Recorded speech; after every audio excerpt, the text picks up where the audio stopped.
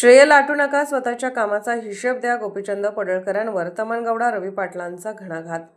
जतचे आमदार गोपीचंद पडळकर यांनी मतदारसंघातील विकास कामांचे श्रेय घेण्याऐवजी स्वतःच्या कार्याचा हिशोब जनतेसमोर मांडावा, असा हल्लाबोल राष्ट्रवादी काँग्रेस अजित पवार पक्षाचे नेते, जिल्हा परिषदेचे माजी सभापती तमनगौडा रवी पाटील यांनी केलाय.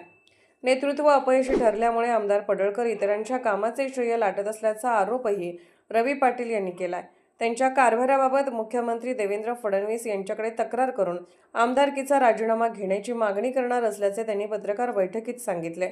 माडगळ येथे जिल्हा परिषदेच्या निधीतून उभारण्यात येणाऱ्या पशुवैद्यकीय दवाखान्याच्या भूमिपूजनावरून हा वाद पेटला आहे. या दवाखान्याचे भूमिपूजन 22 ऑगस्ट रोजी आमदार जयंत पाटील, माजी आमदार विलासराव जगताप आणि माजी आणि जिल्हा परिषद अध्यक्ष संगीता पाटील यांच्या उपस्थितीत करण्याचे नियोजन होते.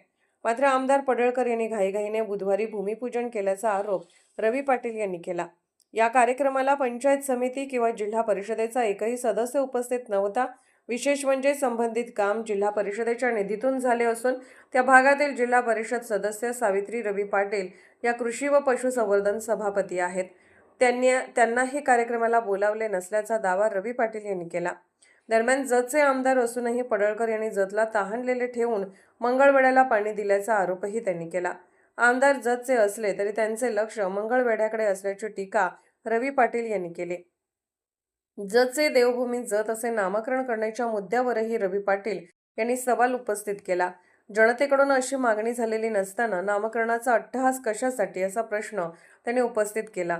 देवभूमी जत नामकरण केल्यानंतर जतच्या विकासात नेमका काय बदल होणार याचा खुलासा आमदार पडळकर यांनी करावा, अशी मागणीही त्यांनी केली.